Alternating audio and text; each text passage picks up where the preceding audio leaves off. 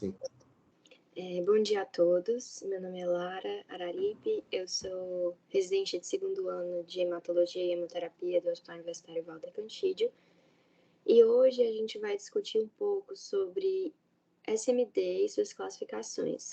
O Dr. Fernando me mandou 2 artigos, né, que se complementam, mas basicamente a proposta dos artigos é a gente discutir sobre o que a gente tem de classificações para SMD, como ela é feita atualmente e quais são as propostas que existem para refinar essas classificações, vamos dizer assim, né? E um dos artigos traz esse questionamento junto com a proposta, que é se a gente ainda precisa contar blastos, que é algo que a gente fez durante muito tempo e continua fazendo ainda nas classificações atuais de SMD.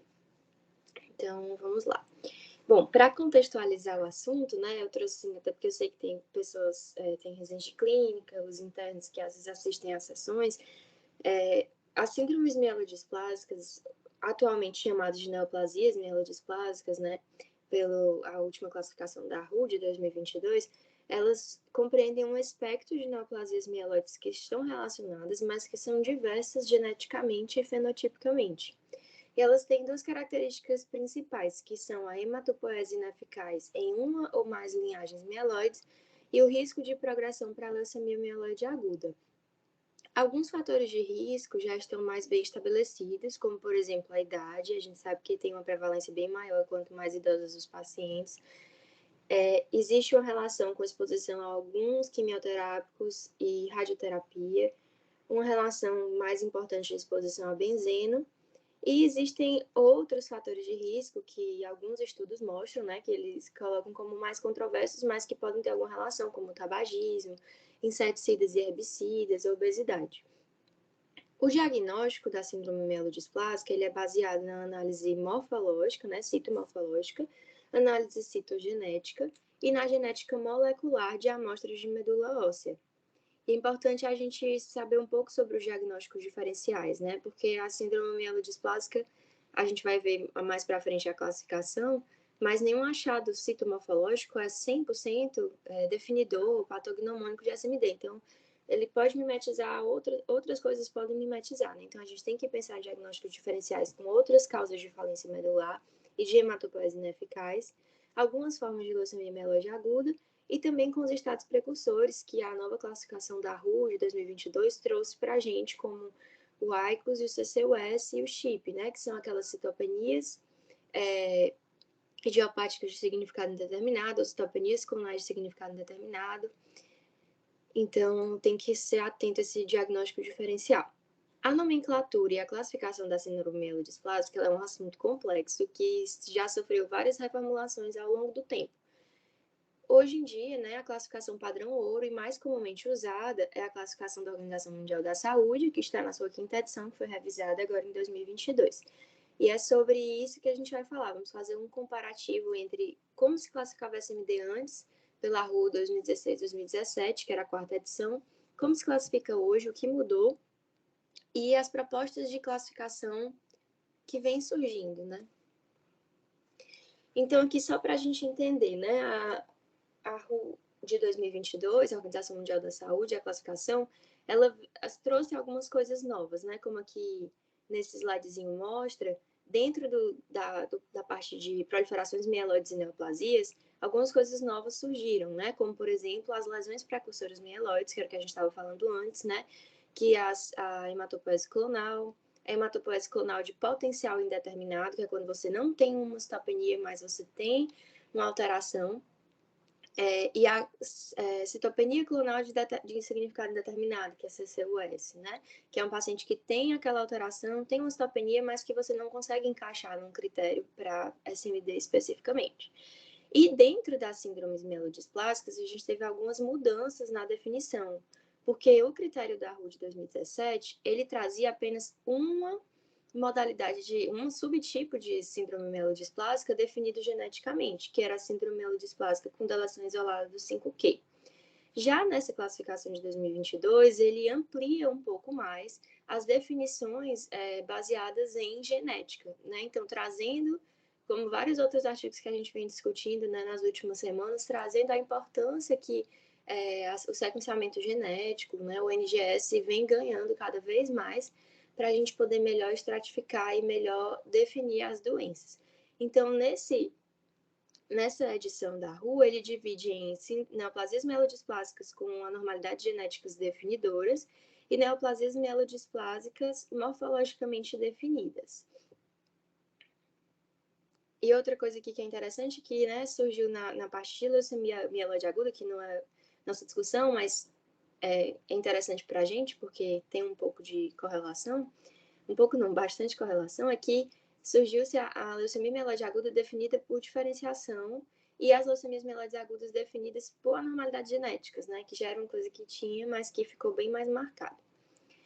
Então, em relação às neoplasias mielodisplásicas, né, a gente teve essas duas categorias que antes não se tinha, né, que aumentou a quantidade de síndromes mielodisplásicas definidas por anormalidades genéticas, mas continuou-se, porque a gente ainda não conseguiu definir tudo por genética, né, a SMD definida por morfologia. Então, dentro das SMDs definidas por anormalidades genéticas específicas, a gente vai ter a SMD com baixa quantidade de blastos e deleção isolada do 5q, SMD com baixa quantidade de blastos e mutação do SF3B1, e SMD com alterações multi-hit do TP53.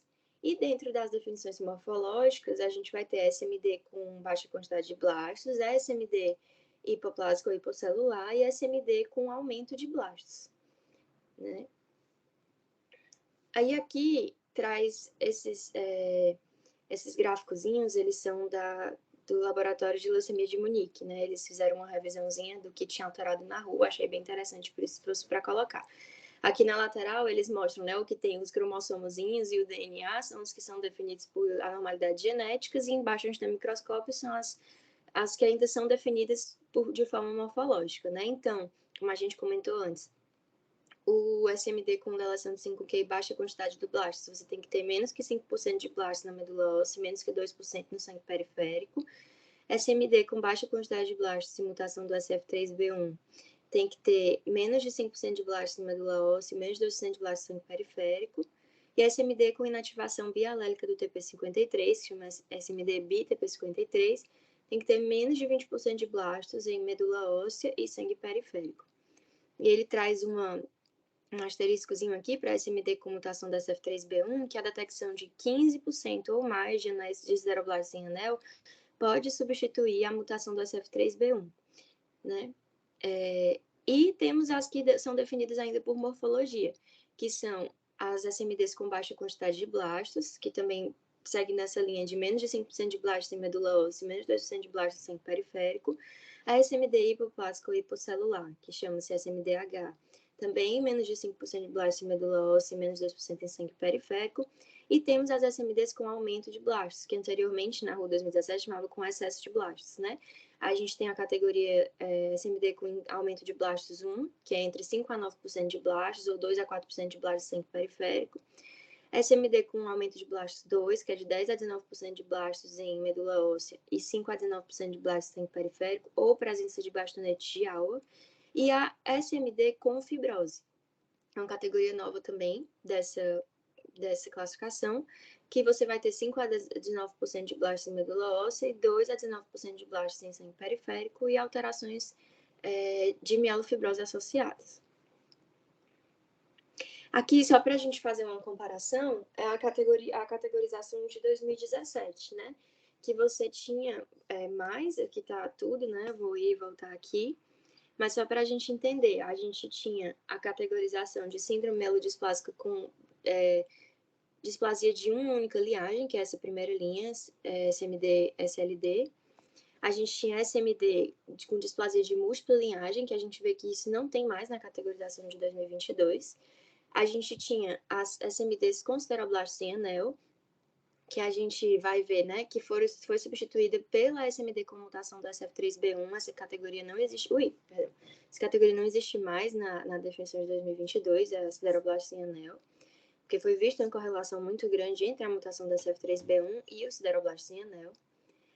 A gente vai ter, aí dentro da divisão do sideroblastos em anel, a gente vai ter as de única linhagem, displasia de única linhagem, as displasias de múltipla linhagem. A SMD com deleção de 5q isolado, que já era uma geneticamente definida, que continuou na classificação nova. As SMDs com excesso de blastos 1 e excesso de blastos 2, né, de acordo com a quantidade de blastos. E tinha uma grande categoria de SMD indefinido, que é esse SMDU, né, que você não tinha nenhuma outra alteração que conseguisse fechar com os outros critérios, mas que ainda assim se identificava que não estava normal, né? Então, você tinha, dentro da SMDU, você tinha aquelas com 1% de blastos circulantes, né, no sangue, com uma única displasia de linhagem e panstopenia, e aquelas que tinham alguma anormalidade citogenética, mas que não fechavam critério para outras.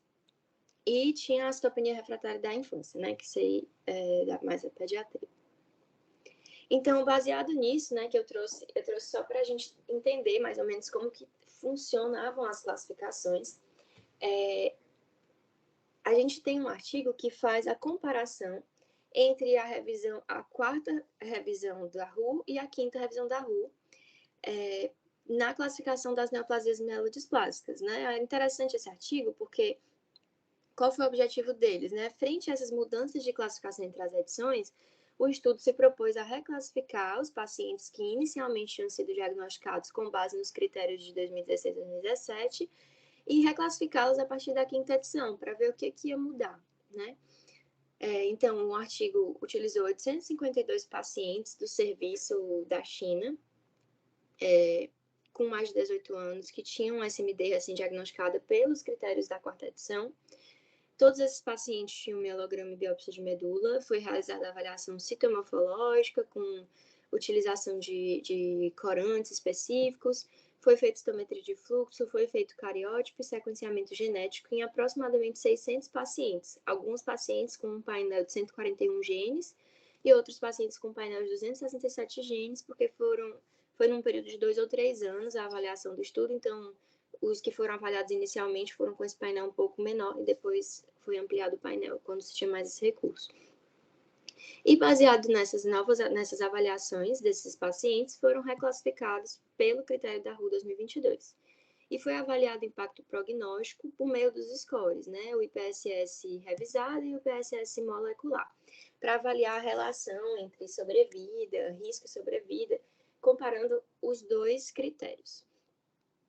Então, aqui para os resultados, né? Aplicando a classificação da RU 2022, 30 pacientes que tinham uma mutação NPM1 foram reclassificados como LMA. Importante a gente lembrar que a LMA tem uma nova, né, categorização que é LMA geneticamente definida. Então, se o paciente tem a mutação, independente da quantidade de blastos, você pode já defini-lo como LMA. Então, 30 pacientes desse grupo de 800 e tantos pacientes tinham uma mutação da NPM1 e foram reclassificados como LMA. Desses, 13 eram um SMD excesso de blastos 2, 9 eram um SMD com displasia de múltipla linhagem, 6 eram um SMD com excesso de blastos 1 e 2 eram SMDs de significado indeterminado, né? Assim, não definida, perdão. E 9 pacientes que previamente eram classificados como SMD indefinida foram reclassificados para a citopenia clonal de significado indeterminado, que é uma classificação também nova da RU 2022. Aqui ele traz a tabelinha, né, a matriz de reestratificação dos pacientes. Então, mostrando aqui na coluna vertical, né, são as definições pela RU 2022 e na linha horizontal as classificações antigas da RU 2016. Então, ele mostra, né, o que a gente tinha conversado antes, para onde os pacientes foram, né, se mudaram de uma categoria para outra. Aqui é uma outra figura que também ele tenta mostrar isso de forma mais visual, né? Do lado esquerdo, né? São as categorias da RU 2016 e do lado direito as categorias da RU 2022. Então, a gente vê que muitos pacientes, por exemplo, pegando aqui a SMD e excesso de blastos 1, você vê que a maioria dos pacientes continuaram naquela categoria de SMD com blastos aumentados 1, mas alguns pacientes foram movidos de categoria, como, por exemplo, para SMD com fibrose, né? Os SMD com excesso de blastos 2, também uma grande quantidade continuou como SMD em ablastos aumentados 2, mas alguns foram para a categoria de fibrose e outros foram lá para a categoria de BTP53, né? Que a gente vai ver que tem uma relação isso. E isso, por mais que não tenha sido uma grande quantidade de pacientes que mudaram de categoria, a gente vai ver que teve diferença na sobrevida. Então, por exemplo, a categoria de SMD com excesso de blastos 2 de 2016 tinha uma sobrevida menor do que a categoria SMD com blastos aumentados 2 vai ter, porque a gente tirou pacientes que têm um prognóstico pior que foram para outras categorias, né? Então, isso é bem interessante. Então, falando aqui dos resultados, né? 11 pacientes que tinham SMD com deleção de 5Q mantiveram-se, porque era uma classificação já existente. 25 pacientes que não tinham excesso de blastos foram classificados como SMD SF3B1, né? Porque o novo critério ele não tem limitação no número de sideroblastos em anel. 53 pacientes foram reclassificados como SMD BTP53, né, com mutação, inativação bialélica do TP53. A maioria desses pacientes que mudaram para essa categoria do BTP53 eram pacientes que tinham excesso de blastos, então mostrando que já são pacientes, voltando aqui na figura, né, que já são pacientes que têm um risco maior, né? Um excesso de blastos associado com inativação bialélica do TP53. E pacientes que não tinham anormalidades genéticas definidas, né? Os pacientes que eram previamente classificados como SMD com displasia de única linhagem ou displasia de múltipla linhagem ou SMD, né, não classificado, 80 deles, foram classificados como SMD hipocelular e 293 ficaram na categoria de SMD com pequena quantidade de blastos, que é SMD-LB.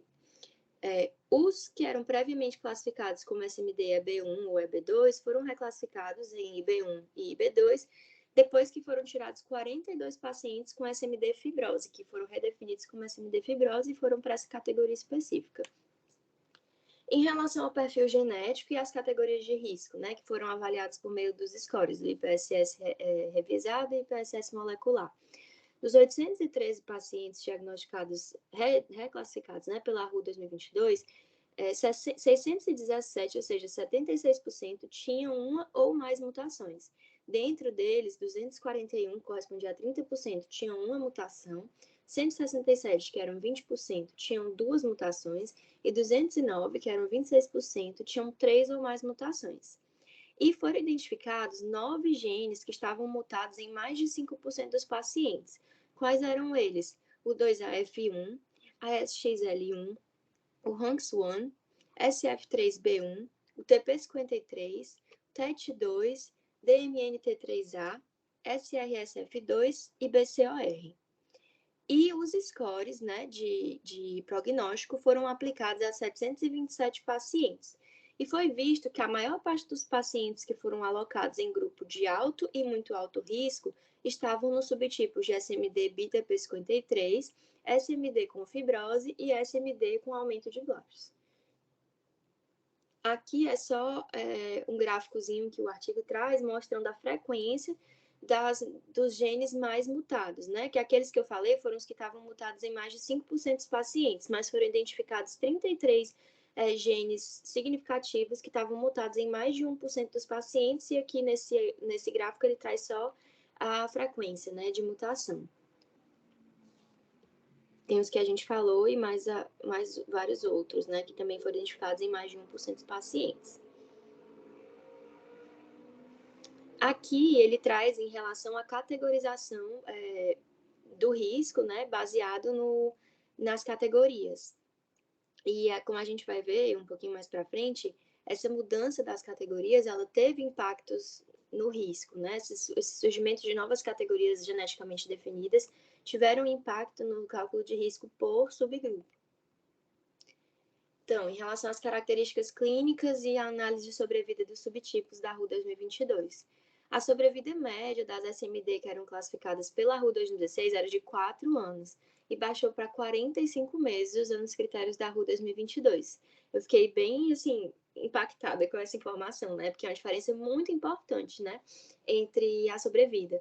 Mas se a gente parar para pensar que muitos daqueles pacientes que eram classificados, né, pela última revisão a quarta edição, ficavam naquele subgrupo de SMD não especificada, que alguns foram para citopenias clonais de significado indeterminado, né? Outros. Então, a gente tirou esses pacientes das categorias de SMD. Então, realmente ficaram só aqueles pacientes que a gente realmente sabe que é SMD. Então, isso realmente vai ter um impacto no prognóstico, né? Foi visto que a SMD BTP53 e a SMD com fibrose tiveram sobrevidas significativamente menores comparadas a outros subtipos, né?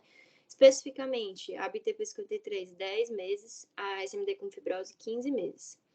E a sobrevida média da SMD com aumento de blastos 1 e aumento de blastos 2 ficaram maiores do que pela classificação antiga, né, da excesso de blastos 1 e excesso de blastos 2. Porque, como a gente viu naquela outra figura, alguns pacientes saíram dessas categorias e migraram para suas categorias próprias, como, por exemplo, o BTP53, que a gente sabe que tem uma sobrevida pior, então estava baixando a média, né? E para a SMD fibrose, que também a gente sabe que tem uma sobrevida pior. SMD com fibrose foi evidenciado que tinham menores níveis de hemoglobina e plaquetas, que tinha uma maior prevalência da mutação U2AF1 e uma menor prevalência da mutação RANKS1 quando comparado ao SMD1IB, né, com aumento de blastos. E a SMD BTP53 foi visto também que tinham menores níveis de hemoglobina, que tinham um cariótipo mais complexo e que eram mais prováveis de ser alto risco pelo IPSS do que as SMD com aumento de blastos. A SMD com aumento de blastos 2 tinha maior prevalência das mutações em BCOR e WT1 do que as SMD com aumento de blastos 1. E a SMD hipocelular, ela era associada com mais neutropenia e plaquetopenia do que a SMD com baixa quantidade de blastos e tinha uma menor frequência de mutações relacionadas à SMD. No critério da RU 2022, a gente viu que não existe uma distinção entre displasia de única linhagem e de múltipla linhagem, como tinha na classificação de 2017, né? Mesmo assim, o estudo fez uma comparação para avaliar se teria alguma diferença dentro dessa mesma categoria, vamos dizer assim, apesar de eles não terem dividido, se você ter uma displasia de única linhagem, seria melhor do que você ter de múltiplas linhagens, em termos de sobrevida, né? Então, o estudo fez essa comparação e pareceu haver uma tendência a melhor sobrevida nos displasias de única linhagem, melhor contagem de hemoglobina e neutrófilos, e que eles eram mais comumente classificados com baixo risco. Porém, essa questão da sobrevida não foi não teve um P menor que 0,05, então eles não conseguiram realmente fechar essa informação. Aqui são as curvas de sobrevida, né, de Kaplan-Meier, mostrando, baseado nas classificações. Então, como a gente já conversou, a gente viu que algumas classificações, no geral, a sobrevida, né, das SMDs diminuiu muito na classificação de 2022, mas por conta disso, porque a gente tirou muitas entidades que talvez não fossem SMD, que ainda não podiam ser classificadas como tal e que estavam naquele subgrupo de SMD inespecífico. Mas, dentro das categorias, a gente conseguiu melhorar a sobrevida de alguns, né, quando tirou doenças geneticamente, SMDs geneticamente definidas, que a gente sabe que vão ter uma característica de pior sobrevida. Então, na discussão, eles falam, né, que a SMD com inativação bialélica do TP53 e a SMD com fibrose, elas tiveram os piores índices de sobrevida, e que a TP53 multi-hit, ela foi um subtipo de muito alto risco, independente do IPSS revisado ou de comutações associadas. Normalmente, os pacientes que têm TP53 multi-hit, eles vão ter uma citogenética complexa, tem poucas comutações, ou seja, difícil você ver um BTP53 que ainda tem uma mutação de RANS1, de ASXL1, um SF3B1, difícil. Normalmente, se for BTP53, costuma ser só o BTP53 e já é o suficiente para ser muito ruim, né? E normalmente tem uma progressão acelerada e resistência terapêutica. Foi visto que a fibrose ela era um fator de risco independente para uma trombocitopenia mais severa, para progressão mais rápida para LMA e falência medular, e que estava associada a uma pior sobrevida também. E que tinha uma alta frequência de mutação da U2AF1. A SMD hipocelular, ela mostrava citopenias mais graves, porém mostrava um melhor prognóstico. Isso indica que, também a gente viu, né, mais atrás, que você tinha pouca presença de mutações relacionadas à SMD. Então, isso levanta, né, a questão de que talvez a SMD hipocelular tem uma patogênese mais particular e que é muito importante que realmente ela seja tratada como um subtipo separado, porque a sobrevida dela é melhor do que outros tipos, né? Então, a displasia de linhagem única e múltipla, elas ficaram todas juntas em SMD com baixa quantidade de blastos. A displasia de linhagem única, ela é um grupo pequeno, mais heterogêneo, que tem uma alta prevalência de bicitopenia e de pancitopenia. E a citopenia isolada, ela nem sempre é associada com a linhagem displásica, né? Mas foi visto que, comparativamente dentro desse mesmo grupo, né, se o paciente tiver displasia de múltipla linhagem, por esse estudo que a gente está avaliando agora, foi visto um aparente melhor prognóstico para aqueles pacientes que têm displasia de única linhagem, mas como eu falei, o P não foi significativo, então eles não puderam, é uma tendência, né? Não foi uma coisa confirmada para esse estudo. Então, bem interessante, né, esse primeiro estudo, fazer essa comparação entre as classificações. O próximo artigo, né, que deu parcialmente nome à discussão da gente, traz a subclassificação da síndrome melodisplásica. Ainda precisamos contar blastos? Qual foi a proposta desse artigo, né?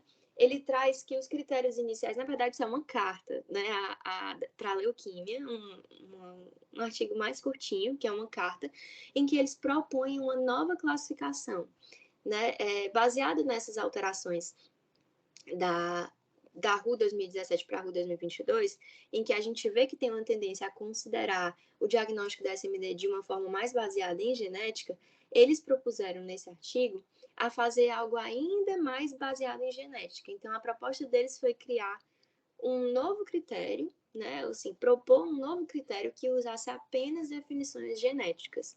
E como isso poderia se correlacionar com o que a gente já tem de critérios e se isso poderia excluir a necessidade da gente contar blastos para poder definir os pacientes em SMD. Então, o artigo começa falando que os critérios iniciais para a classificação de SMD sempre levaram em conta a citomorfologia para determinar a displasia, as citopenias e a contagem de blastos. E que na RU 2017 a gente tinha apenas uma entidade que era geneticamente definida, que era a SMD com delação do 5Q isolada. Mas de lá para cá, né, o NGS se tornou mais disponível, a gente foi descobrindo mais coisas e foram identificados múltiplos genes, driver genes, né, que estavam associados a SMD. Então, a RU 2022 já foi uma resposta a essas novas descobertas, tentando trazer uma ênfase maior na base genética para a definição de doenças. Isso não só na SMD, né, a gente viu isso nas leucemias mieloides também. Então, você continua tendo SMDs morfologicamente definidas, mas aumenta, né, na RU 2022, a quantidade de categorias definidas por anormalidades genéticas. Então, na RU 2022, a gente tem essa ênfase na base genética, vai ter duas novas entidades geneticamente definidas, como a gente falou mais para trás, e ainda outros casos definidos por citomorfologia, e a gente vê que progressivamente vai se reduzindo a importância da contagem de blastos como um parâmetro para se distinguir entre SMD e LMA. Então, por exemplo, né, na RU 2022, o cutoff de blastos foi eliminado nos casos em que aquele critério pré-LMA geneticamente definido era preenchido. Já no consenso internacional, no consórcio internacional, ele ainda coloca um limiar de mais de 10% de blastos sendo necessário para diferenciar e coloca uma categoria mista, que seria um SMD barra LMA, quando a quantidade de blasto está entre 10% e 19%. Então, as definições, né, pela RU e pela ICC já não batem, já são diferentes, né? Então, qual foi a proposta deles, né? Como a contagem de blastos é subjetiva e o ponto de corte entre os blastos aumentados e baixos na SMD é algo arbitrário, foi proposta uma classificação de SMD baseada apenas nas anormalidades genéticas, tentando retirar a necessidade de contagem de blastos. Qual foi o método que eles usaram, né? 735 amostras de SMD recém-diagnosticada foram enviadas para o Laboratório de Leucemia de Munique para a realização do sequenciamento de genoma completo. A coorte, né, a quantidade de pacientes, foi caracterizada nas diferentes classificações atuais, a RU 2017, a RU 2022 e o consórcio internacional, e eles agruparam também a coorte, né, de acordo com a contagem de blastos. Então, agruparam em pacientes com menos de 5%, pacientes com 5% a menos de 10% e pacientes com 10% a menos de 20% de blastos. E fizeram agrupamentos de acordo com o número de mutações e interrelacionaram esses grupos para ver, né? Então, quais foram os achados deles? Nas categorias de contagem de blastos, você tinha separações prognósticas bem significativas em relação à sobrevida, ou seja, quanto mais blasto, menor a sobrevida. E o número de mutações, que foi a outra divisão que eles fizeram, né? Pegaram os mesmos pacientes, dividiram entre quantidade de blastos e dividiram esses mesmos pacientes em quantidade de mutações e viram se correlacionavam as categorias. O número de mutações ele se correlacionou positivamente com a contagem de blastos e negativamente com a sobrevida, ou seja, quanto mais blasto, normalmente mais mutação, e quanto mais mutação, normalmente menor sobrevida, né? Foram realizados testes para identificar as anormalidades genéticas associadas com a contagem de blastos. Então, eles relacionaram as anormalidades genéticas mais comuns nos pacientes que tinham menos de 5% de blastos, as mais comuns nos pacientes que tinham mais de 5% de blastos. Então, foi visto que a mutação da SF3B1 e deleção do 5q estavam mais associadas com aqueles que tinham menos de 5% de blastos. As mutações ASXL1, RUNX1, SRSF2, U2AF1, ZRSR2 e BTP53 estavam mais associadas com aqueles pacientes que tinham mais de 5% de blastos, e as mutações únicas do TP53 não estavam associadas à contagem de blastos especificamente. Foi visto que 98% dos pacientes que tinham inativação bialélica do TP53 tinham cariótipo complexo, e que as mutações do RUNX1 e do ASXL1 frequentemente eram concomitantes a mutações nos genes do spliceossoma, como SF3B1, SRSF2, U2AF1 e ZRSR2. E essas mutações raramente ocorreram juntamente com o BTP53 ou cariótipo complexo, como a gente viu anteriormente no outro estudo, né? Que dificilmente quando você tem uma inativação bialélica do TP53, você vai ter outras mutações. Normalmente ela vem só e com cariótipo complexo. Deleção do 5q com BTP53, cariótipo complexo, RUNX1 ou SXL1 foram associadas a uma menor sobrevida quando comparadas à deleção do 5q isolado. E as mutações em gene do spliceossoma sem outras associações, como por exemplo, sem associação com BTP53, sem associação com cariótipo complexo, sem associação com RUNX1 ou SXL1, também tinham maior sobrevida. Foi visto que a mutação, né, dentro dos spliceossoma que SF3B1 tinha maior sobrevida do que os RSR2. E nos 80 casos sem mutações, 69% estavam dentro daqueles menos que 5% de blastos e 81% tinham um cariótipo normal. Então, baseado nessas informações, eles propuseram essa classificação que excluía a necessidade de contagem de blastos e trazia 9 subgrupos hierárquicos não sobrepostos que eram geneticamente definidos. Esses subgrupos seriam a inativação bialélica do TP53, pacientes com cariótipo complexo, pacientes com RUNX1 mutado, pacientes com SXL1 mutado, pacientes com deleção de 5q, 5q-, pacientes com SF3B1 mutado, pacientes com U2AF1, SRSF2 e ou ZRSR2 mutado, aqueles pacientes que tinham presença de pelo menos uma mutação em DNMT3A ou TET2 ou um dos outros genes recorrentemente mutados em SMD, e a nona categoria, que seria a completa ausência de marcadores genéticos definidores de qualquer uma das entidades anteriores. Aqui, né, o modelo que eles trouxeram de proposta, aqui do lado esquerdo, que seria isso que a gente acabou de falar, as categorizações, né, que seriam esses 9 subgrupos baseados nesses genes específicos. E o que ele tentou mostrar por meio desse artigo? Né? Ele tentou mostrar se correlacionava com curvas de sobrevida, né, que a gente vai ver adiante. Então, quais foram as considerações deles a respeito desse critério que tentaram criar? Quiseram avaliar se o critério realmente ia tornar obsoleta a necessidade da contagem de blastos, e foi realizado um modelo estatístico para identificar o impacto das diferentes variáveis na sobrevida geral. Quando foi realizada a análise multivariada, foi visto que o BTP53, o cariótipo complexo, o SXL1, o RUNX1 e SF3B1 foram fatores prognósticos independentes, diferente da contagem de blastos, que por si só não se mostrou significativa de forma independente no estudo deles. E foi visto, né, pelas curvas de Kaplan-Meier, que os pacientes que tinham, por exemplo, que estavam na categoria de SF3B1, tinham maior sobrevida, os pacientes que estavam na categoria de BTP53 tinham menor sobrevida, e isso estava de acordo com os critérios que já existem, né, da RU 2022 e do Consórcio Internacional. Então, aqui na direita, por exemplo, ele coloca, né, dividido pela genética, os pacientes com mutação da CF3B1 tinham uma sobrevida média em anos de 7,8 anos, né? Os pacientes, por exemplo, com BTP53, tinham uma sobrevida média em anos de 0,7 anos, né? Então, dá para ver que existe uma diferença bem importante entre os subgrupos, bem definida. Então, o objetivo deles realmente era transformar a classificação do SMD em uma abordagem mais geneticamente baseada, como nas leucemias agudas, que a gente já vê isso acontecendo de forma mais preeminente. Porque eles acreditam que uma abordagem guiada por genética, ela reflete melhor os subgrupos biológicos, reflete melhor as estratificações de risco, né? A gente consegue definir melhor quais aqueles pacientes que vão evoluir mal e quais aqueles pacientes que não vão. Então, a gente está separando cada vez mais aqueles pacientes que estão no mesmo saco, né? Por meio da genética. Então, foi visto que as mutações na SXL1 e no RANKS1 mais esplasiosoma contribuem para a progressão nos pacientes de baixo risco e se correlacionam com resultados piores.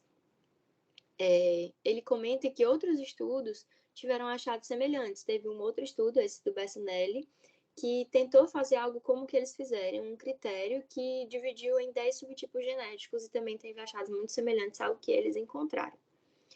Então, baseado no cariótipo e no status mutacional de 9 genes, complementado por 16 genes em alguns subgrupos de casos, eles propuseram essa nova classificação, separando a SMD em 9 grupos biologicamente distintos que refletem a biologia melhor do que a contagem de blastos. As classes geneticamente diferenciadas, elas mostram diferenças importantes em sobrevida. Então, ele levanta a questão de que, por exemplo, essas que estão mais relacionadas com a pior sobrevida, deveria se avaliar a inclusão delas, como, por exemplo, o BTP53, o RUNX1 e o cariótipo complexo, junto aos subgrupos de LMA para abordagens terapêuticas conjuntas. E ele traz, né, para concluir, ele traz que classificar SMD geneticamente pode ajudar a refinar as estratégias terapêuticas mais do que uma classificação baseada em contagem de blastos, principalmente nessa era em que a gente está vivendo, né, em que a gente tem drogas-alvo sendo desenvolvidas cada vez mais, e a gente saber exatamente as classificações baseadas em genes pode nos ajudar a desenvolver terapêuticas mais direcionadas.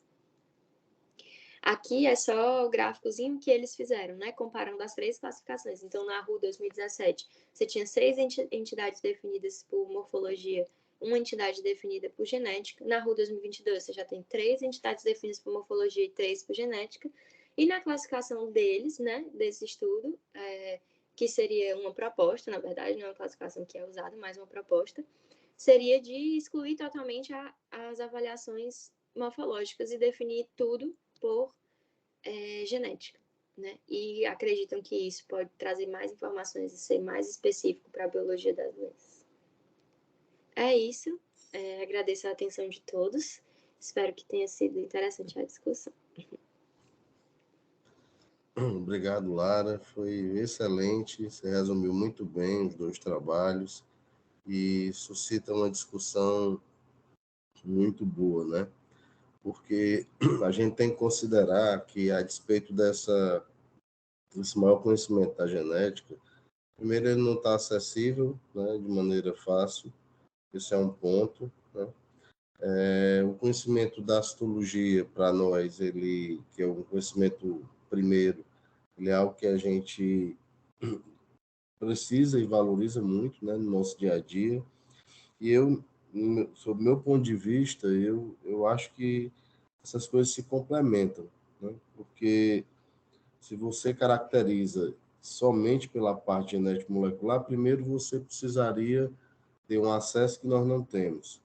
Mesmo que tivesse esse acesso, a gente teria uma certa dificuldade. Aí eu pergunto a você, qual convencimento que você, ao terminar de ler isso, você tem sobre essa ideia? Professor, eu acho que a gente ainda não pode dizer que a gente dá para parar de contar os blastos, não. Eu acho que a gente ainda tem que contar os blastos. Por muito do que o senhor comentou mesmo, né? Eu acho que realmente são coisas complementares e no nosso meio, sendo sinceros, né? A gente não tem acesso a essa avaliação genética, né? Tão facilmente. Na verdade, nada facilmente. Então, eu acho que a gente vai continuar contando blastos ainda por um tempo. E tem 3 pontos que são bem interessantes, né? De quem são pessoas que questionam essa opinião tão, de alguma forma, radical.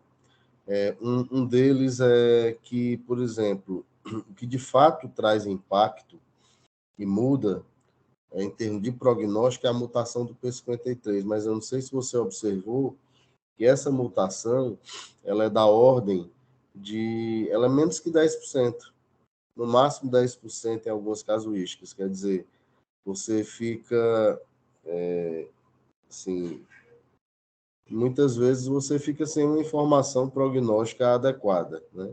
Esse é um ponto.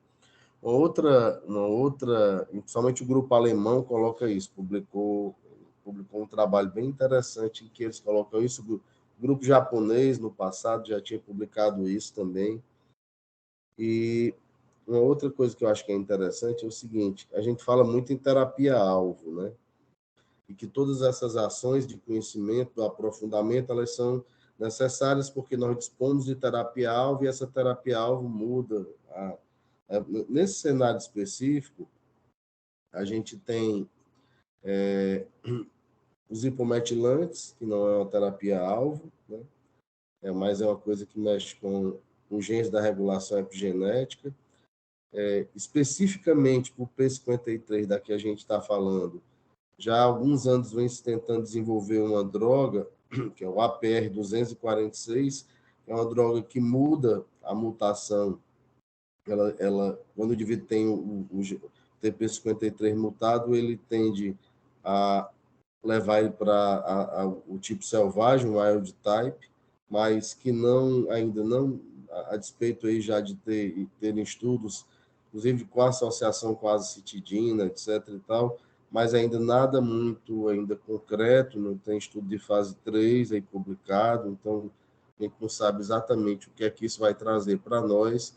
Mesmo as outras drogas, anti-DH1 e DH2, enazidenib, ivosidenib, também parece que sozinhas não são tão eficientes. E o venetoclax, que é uma droga que a gente já tem usado, né? Nós mesmo no nosso serviço, entre leucemia mieloide aguda e SMD, temos aí em torno aí de 15 casos, aproximadamente, um pouco menos, um pouco mais, mas é uma droga já, que é um anti-BCL2, que é uma droga mais genérica, né? Então, é uma conjectura que a gente tem que fazer. Eu acho que é muito importante entender que, muitas vezes, esse ponto de corte de 10% de blastos ou de 20% de blastos, ele pode não ser algo tão determinante, né? Então, se esse indivíduo tem, por exemplo, uma fibrose medular, isso o nosso grupo mesmo de pesquisa, em 2017, publicou na British Journal of Hematology a experiência com mutação do P53, fibrose medular e cariote complexo, ou não, com um mau prognóstico. Então, a gente vê com muito bons olhos a RU reconhecer isso como uma entidade à parte, né? Essa fibrose é muito importante a gente dizer que ela é uma fibrose que ela a partir de MF2, né, quando você vê a coloração pela reticulina da biópsia de medula óssea, os estudantes entenderem o que eu estou falando. A SMD variante por celular, que é muito frequente no nosso meio, e que a gente tem uma experiência muito positiva, a gente, inclusive, publicou isso na revista da UFC, com transplante em SMD variante por celular, com resultados até melhores do que as outras mielodisplasias e do que a aplasia de medula, que não é uma coisa esperada, mas os resultados são melhores. Inclusive, tem outros grupos que já publicaram isso também, essa experiência. Então, a gente vê com muito bons olhos essas duas entidades virem como classificações distintas e à parte, né, dentro da classificação da OMS. E a mutação do P53, de fato, quando ela está presente, né, e ela é algo determinante aí em termos de prognóstico. Tá? Eu queria pedir, então, que o Hércules fizesse comentários, perguntas para a Lara e sobre a apresentação. Por favor. Oi, professor, bom dia. Primeiro, parabenizar a Lara, né? Excelente apresentação. A impressão que a gente tem vendo a aula de hoje, a aula da semana passada sobre síndrome VEXAS, né? É que, na verdade, existe essa tendência corrente na hematologia de correlacionar aqueles fenótipos clínicos que nós costumávamos ver no caso da SMD, aquelas doenças agressivas, as doenças com pouca resposta à terapia instituída, e encontrar correlação com as mutações genéticas, né? E assim conseguir estratificar melhor aquele paciente que a gente não vai precisar esperar avaliar uma resposta para poder saber que ele teria um desfecho ruim, por exemplo. Algumas doenças isso já está bem descrito, né? Como na LLC, que algumas mutações já prevêem uma resposta ao tratamento, né? E aí esse estudo e essas novas classificações usando os recursos genéticos vão ajudar também a melhorar o tratamento dos pacientes com SMD. Eu acho que a primeira coisa para tratar, né, é ter um bom diagnóstico. E o bom diagnóstico nas doenças mieloides parece estar passando pela essa avaliação genética ampla, né? Perfeito. Ok, Edson. Obrigado. Paulo Henrique, por favor, suas considerações. Bom dia a todos. Queria primeiro também parabenizar a Lara pela apresentação. Acho que dentre as melhores coisas que ela me ensina diariamente, uma delas é como apresentar uma excelente aula. E dessa vez não foi diferente. Mas em relação a SMD, sempre é um desafio, né, para a gente, assim, ver muita coisa nova aparecendo. A nova classificação da RUS 2022 modificou a classificação, que a gente já tinha um certo costume, mas eu acho que veio para somar. Eu acho que o perfil genético é uma realidade, apesar de não estar tão acessível ainda, mas é muito importante a gente falar sobre isso, porque realmente existem diferentes resultados, né, no tocante a determinados tipos de mutação, né? Eu acho que quando a gente consegue estratificar, baseado nisso, a gente consegue identificar melhor quem são aqueles pacientes que precisam de um tratamento mais precoce, que a gente já vislumbra uma possibilidade de transplante, né? E eu acho que no futuro, esse perfil genético, né, até o próprio NGS ficar mais acessível, a gente vai conseguir diagnosticar, estratificar e tratar melhor esses pacientes, né? Aí, e claro, as terapias alvos que eu acho que no futuro vão vir com muita força, já estão vindo, né? Mas vão vir mais ainda. Eu acho que a gente vai ter excelentes desfechos, assim, em comparação com os atuais. A classificação me chamou muita atenção realmente também alguns fatores que precisavam ser pontuados, que realmente é o TP53, que denota o pior prognóstico, e a aparência da fibrose. Eu acho que foi muito bem especificado, né, a questão do prognóstico ruim, tá? E também sobre a variante celular, né, que a gente já veio discutiu ano passado, que parece mesmo uma patologia um pouco diferente, né, que tem prognóstico, tem respostas diferentes, inclusive até dado a semelhança com a aplasia, né, até como o senhor falou, né, às vezes a gente tem desfechos melhores. Então, acho assim que essa aula foi excelente, a gente precisa discutir SMD.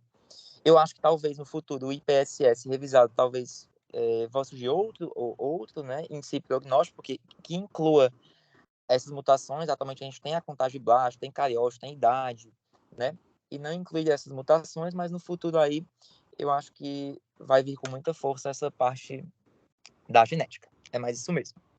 Ok, Paulo. Só complementando, nós já temos aí uma tentativa do uso do IPSS molecular, né, que já foi publicado, e tem alguns grupos que já validaram. e que, assim, precisa de um acesso maior a sequenciamento de próxima geração. Só para os estudantes internos, residentes de clínica que estão aqui, pessoal, é muito importante a solicitação de um hemograma, de um mielograma, uma coloração para ferro, que é a coloração de Pels, uma biópsia de medula óssea, uma coloração para reticulina e uma citogenética clássica, né, por banda G. Então, isso a gente faz de rotina no nosso serviço e também faz ficha para deleção de cromossomo 5 e cromossomo 7. 5 por razões óbvias, porque é uma categoria específica, né, e que se beneficia de tratamento com lenalidomida, que é a chamada síndrome 5Q-, e a alteração do cromossomo 7, que também, quando existe, ela é um fator de mau prognóstico, e na citogenética clássica, se ele, esse cariótipo é monossomal, ele por si só também é de mau prognóstico. Então, isso aí é algo importante, além da análise da contagem de blastos, da displasia. A Lara colocou outra coisa importantíssima, que foi a história das lesões, das alterações que não são SMD. Então, a citopenia clonal de significado indeterminado, a citopenia idiopática de significado indeterminado, que são citopenias, mas que não preenchem critérios de displasia maior ou igual a 10% na medula óssea. Lembrar que leucopenia isolada, plaquetopenia isolada, não são por si só, e como primeira hipótese, mielodisplasia. Tá? Então, habitualmente, a mielodisplasia, você tem anemia e tem displasia de linhagem eritroide. Então, ficar atento a isso. Na maioria das vezes, são outros diagnósticos, outras possibilidades, desde toxicidade por drogas ou doenças sistêmicas, tá? Então, ficar atento a essa visão global e geral do que a gente está querendo passar. Nós temos 5 minutos e eu queria que a Ana Vitória fizesse um comentário sobre a aula para a gente finalizar, Vitória. Oi, doutor, bom dia. Eu tô falando aqui pelo telefone da Thaís, porque no meu não deu certo, mas parabenizar a Lara sempre apresentando muito bem. Mas, assim, eu acho que o que mais me chamou a atenção é que realmente a gente vê um impacto de sobrevida quando a gente olha apenas para a parte genética, mas realmente a gente não tem acesso, a gente não consegue fazer o NGS, eu não sei como é no particular, assim, para a modificação das terapêuticas relacionadas a guiando só pela parte genética, mas eu acho que é algo que no futuro, como o Hércules falou, vai ser bem forte, a gente talvez consiga guiar melhor o tratamento, mas infelizmente não é nossa realidade no momento, mas é interessante saber, até porque na LMA a gente já tem, já consegue o diagnóstico só pela parte genética. Algo também que me chamou a atenção é que a gente provavelmente conseguiria mais diagnosticar a CCUS se a gente tivesse acesso a a toda a parte genética, mas eu acho que é isso, assim, é uma proposta mais para o futuro, mas que no momento não tem muito como a gente mudar o que é o nosso manejo. E é isso. Bom, obrigado, Vitória. Lara, então, quero lhe parabenizar e pedir que você faça suas considerações finais. Obrigada, professor. Eu acho que, assim, reitero muito do que já foi dito, né, na discussão.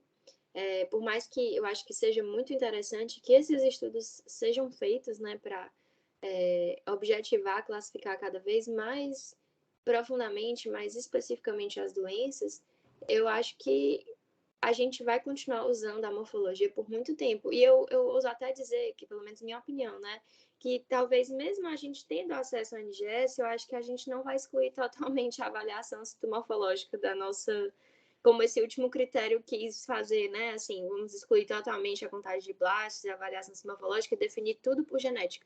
Eu acho que talvez mesmo a gente tendo NGS, esse não seja o melhor caminho, porque eu acho que a citomorfologia nos traz informações muito importantes, né? Mas realmente são complementares e você ter essa informação genética faz muita diferença, principalmente para aqueles pacientes em que Porque a gente vê que, como o senhor falou, nessa questão do BTP53, não é uma quantidade grande de pacientes, são 10%. Mas são 10% dos pacientes que talvez estivessem perdidos em outras categorias antes e que a gente conseguiu definir e saber melhor qual era o prognóstico deles e agir mais rapidamente em cima disso, né? Então, eu acho que realmente é fundamental essa questão da genética, mas ouso dizer que vamos continuar usando os dois, mesmo se a gente tivesse acesso a tudo.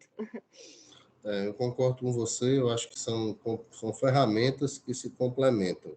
Então, eu acho que isso a gente não pode esquecer da história clínica, do exame físico e dos métodos laboratoriais, que são todos recursos que se somam para um diagnóstico mais adequado possível. Não esquecer, quando a gente fala em mutação, sempre olhar o percentual da frequência de variação alérgica, que nos trabalhos vem em inglês como VAF, variante allergic frequency.